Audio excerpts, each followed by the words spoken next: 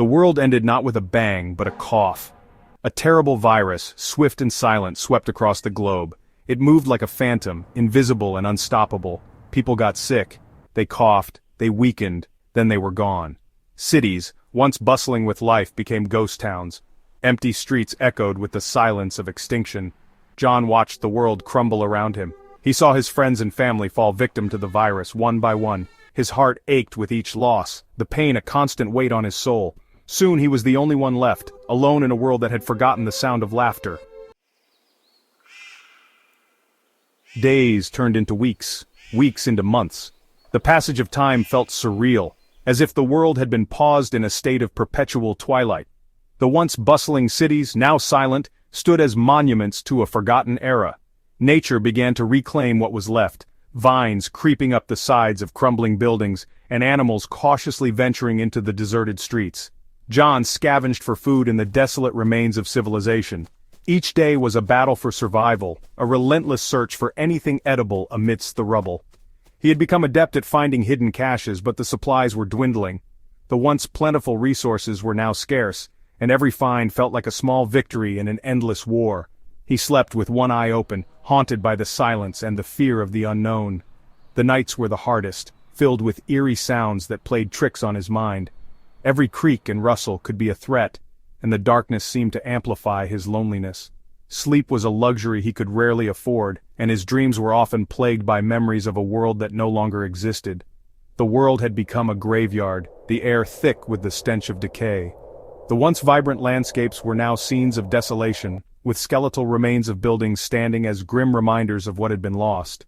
The sky, often overcast, added to the oppressive atmosphere, casting a gray pallor over everything. It was a world stripped of color, where hope seemed as distant as the stars. His only companions were the ghosts of his past, their memories both a comfort and a curse. He often found himself reminiscing about the days before the fall, the laughter of friends, the warmth of family gatherings. These memories were bittersweet, offering solace yet reminding him of all he had lost. The photographs he carried were his most treasured possessions, fragile links to a time when he was not alone. He clung to the hope that somewhere someone else had survived. This hope was his lifeline, the thin thread that kept him going. He would often scan the horizon, looking for any sign of movement, any indication that he was not the last human left. The thought of finding another survivor, of sharing his burden, was what drove him to keep searching, to keep moving forward. He sent out messages on any frequency he could find, his voice cracking with desperation. Each broadcast was a plea for connection, a cry for help that echoed through the empty airwaves.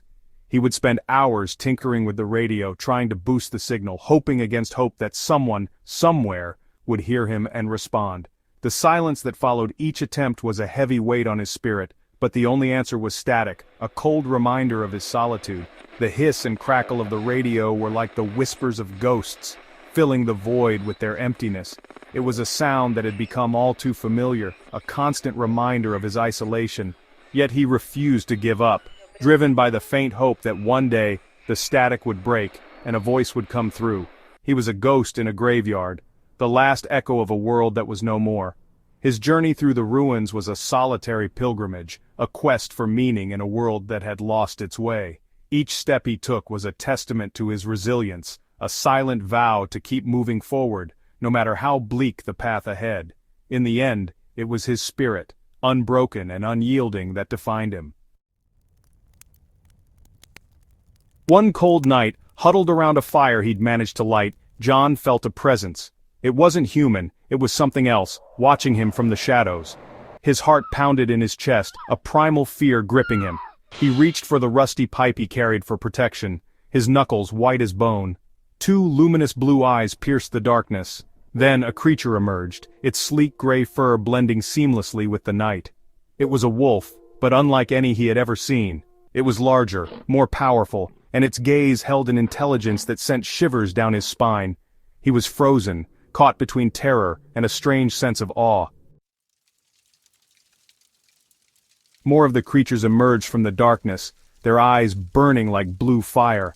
The forest was eerily silent, save for the soft rustling of leaves under their paws. Each step they took seemed to echo in the stillness, amplifying the tension in the air. The moonlight filtered through the dense canopy, casting ghostly shadows that danced around the wolves, making them appear even more otherworldly. John braced himself for the end, but it never came. His heart pounded in his chest, each beat a reminder of his fragile mortality. He could feel the cold sweat trickling down his back, his muscles tensed and ready for the inevitable attack. But instead of lunging at him, the wolves halted a few feet away, their eyes locked onto his with an intensity that was both unnerving and mesmerizing. Instead, the lead wolf, its fur as dark as midnight, lowered its head in a gesture that seemed almost respectful. It was a moment of unexpected grace, a silent communication that spoke volumes. The other wolves followed suit, their fierce demeanor softening as they mirrored their leader's actions. John couldn't believe his eyes. It was as if they were acknowledging him, recognizing him as something more than just prey. John, his hand still clutching the pipe, slowly lowered it, confusion replacing fear. His mind raced with questions. Why were these wolves behaving so strangely? What did they want from him? He had always thought of wolves as wild, untamed creatures, but these were different. There was a depth to their gaze, a wisdom that seemed almost human. He soon learned these were no ordinary wolves. They moved with a purpose, their actions deliberate and calculated. It was as if they were trying to communicate something important, something that went beyond the primal instincts of survival.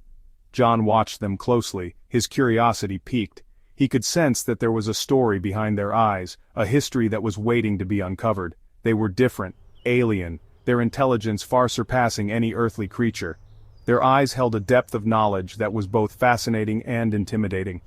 John felt a strange connection to them, a bond that transcended the boundaries of species. It was as if they were inviting him to be a part of their world, to understand their plight, and share in their journey. They communicated through telepathy, their thoughts clear and sharp in his mind. It was an experience unlike any other, a direct link to their consciousness. John could feel their emotions, their fears, and their hopes. They spoke of a world far away, a place that had once been their home, but was now lost to them. Their voices were a chorus of sorrow and determination, a testament to their resilience.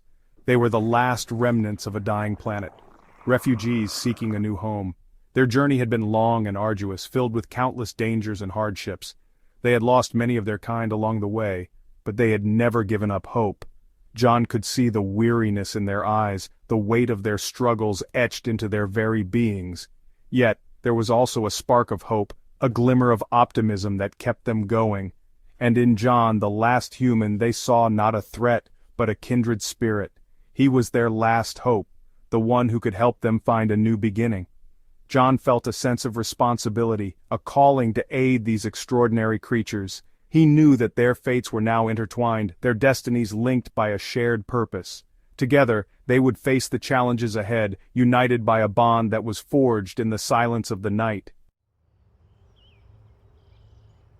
Section 5. Shadows on the Horizon. John, alone for so long, found solace in the company of the alien wolves. These creatures, unlike any he had ever encountered, became his unexpected companions in the vast, desolate wilderness. Their eyes, glowing with an otherworldly intelligence, seemed to understand his every move, his every thought. The bond they formed was not just one of survival, but of mutual respect and understanding. He learned their ways, their language, their customs. Through careful observation and mimicry, John began to understand the subtle nuances of their communication, the way they moved, the sounds they made, even the way they looked at each other, all held meaning. He found himself becoming more attuned to their world, a world that was both wild and beautiful. He hunted with them, sharing their spoils and their warmth. The thrill of the hunt, the satisfaction of a successful kill, and the camaraderie of sharing a meal by the fire brought a sense of purpose to his life.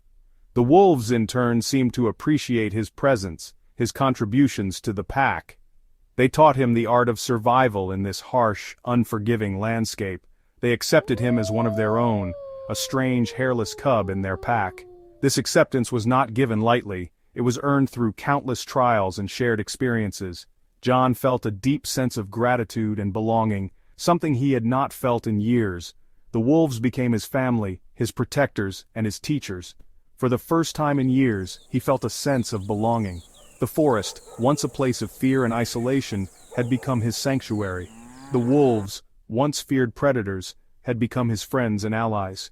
John found peace in their presence, a peace that had eluded him for so long. But their newfound peace was not to last. Dark clouds began to gather on the horizon, casting long, ominous shadows over the forest. The air grew thick with tension, and the wolves became restless, their instincts warning them of an impending danger. A new threat emerged, a shadow in the remnants of this dying world. This shadow was not just a physical presence, but a manifestation of the darkness that had consumed the world. It moved with a purpose, a malevolent force that sought to destroy everything in its path, a being of pure energy driven by an insatiable hunger, consuming everything in its path. This entity, unlike anything John or the wolves had ever encountered, radiated a blinding light that seemed to devour the very essence of life. Its presence was a stark contrast to the natural beauty of the forest, a harbinger of doom. The wolves, with their advanced senses, could feel its approach, a growing darkness that threatened to extinguish their last flicker of hope. Their ears perked up, their bodies tensed, and their eyes scanned the horizon for any sign of the approaching menace. John knew that their time was running out, and that they would have to face this new threat together, as a pack. Section 6. The hunt begins. The wolves, masters of survival, knew they couldn't hide from this new enemy. They had to fight, to protect their new home and the last human who had become family. They devised a plan, using their cunning and speed to their advantage. They would lure the creature into a trap, a desperate gamble to survive. John, armed with his knowledge of human ingenuity, devised traps and weapons from the scraps of the old world. He knew he wasn't a warrior like his wolf brethren, but he would fight alongside them, his heart filled with a newfound courage, fueled by loyalty and love for his pack. Section 7. Sacrifice and Unity. The battle was fierce. The energy creature, a swirling mass of darkness, fought with the fury of a starving god. The wolves, their fur singed by its touch, fought with the ferocity of cornered predators. John, wielding fire and steel, struck at the creature, his fear forgotten in the heat of the moment. The alpha wolf, protecting John, took a direct hit from the creature, its energy searing its flesh. John, seeing his leader fall, acted instinctively. He threw himself at the creature, distracting it long enough for the remaining wolves to launch a final desperate attack. Section 8. A New Dawn. The combined might of their assault, fueled by desperation and love, was enough. The creature, weakened and confused, imploded, its energy dissipating into the night.